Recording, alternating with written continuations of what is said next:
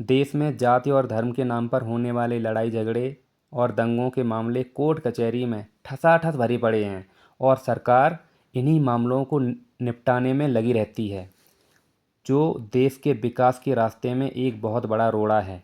सरकार से निवेदन है कि यदि भारत को एक विकसित राष्ट्र बनाना है और भारत की जनता को भाईचारे के एक सूत्र में पिरोना है, तो इस जातिवाद के जहर को समाज से हटाना ही पड़ेगा।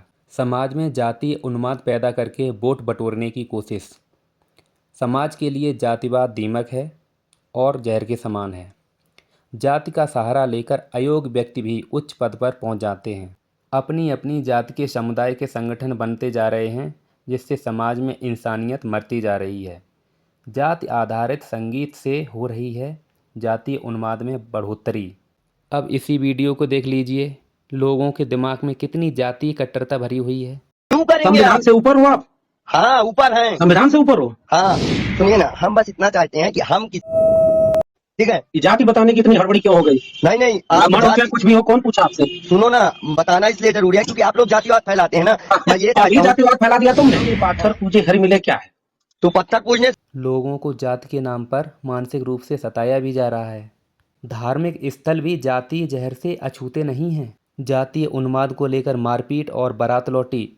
बड़े बड़े नेता लोग भी समाज में जातिवाद का जहर घोलने में लगे हुए हैं। व्योमिका सिंह हरियाणा की। जाति के नाम पर महिलाओं को गालियां दी गई और उनको इतना पीटा गया कि उनका सर तक फूट गया। जाति देखकर नेता का चुनाव होने से अयोग्य व्यक्ति भी सत्ता की कुर्सी तक पहुंच जाता है। ये जो जाति धर्म के नाम पर अगर वोट पड़ना बंद हो जाए ना।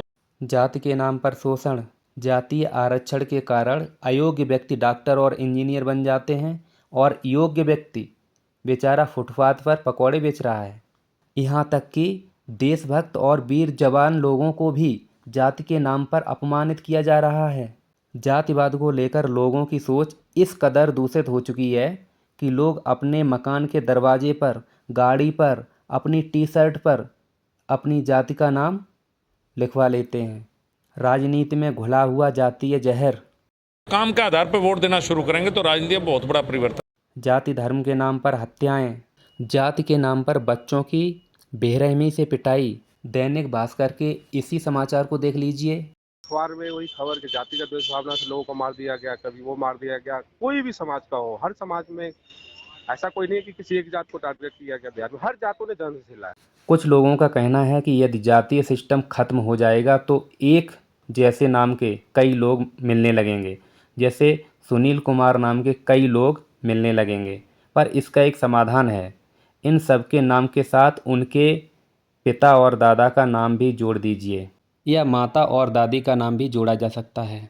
जैसे सुनील वैभव शंकर, सुनील वेदांत शिखर, सुनील धीरज प्रकाश।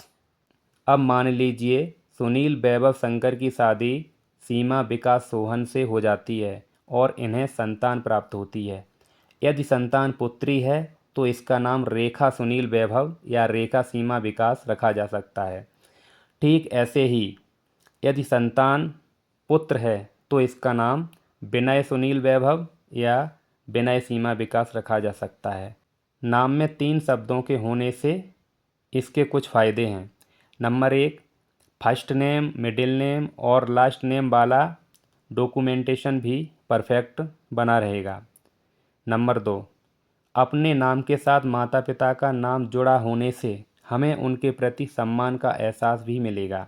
इस प्रकार के नामकरण से जातिवाद समाप्त हो जाएगा और समस्त भारतवासी एक समान हो जाएंगे। जातियां खत्म होने से सभी के लिए समान अवसर पैदा होंगे, जिससे समाज में आर्थिक समानता देखने को मिलेगी। जातियां खत्म होने से समाज में भेदभाव और हिंसा के मामले ना के बराबर हो जाएंगे और कोई भी एक दूसरे के साथ जात के आधार पर अलग अलग व्यवहार नहीं करेगा। जातियां खत्म होने से राजनीतिक तनाव घट जाएगा। जातियां खत्म होने से संपूर्ण भारतीय समाज एक सूत्र में बंध जाएगा और फिर दुनिया का कोई भी देश भारत की तरफ आंख उठाकर नहीं देख सकता।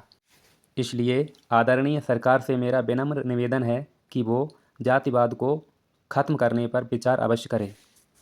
और आपसे भी मेरा एक हाथ जोड़कर निवेदन है कि इस वीडियो को ज़्यादा से ज़्यादा शेयर करें ताकि यह वीडियो सरकार तक ज़रूर पहुंच जाए।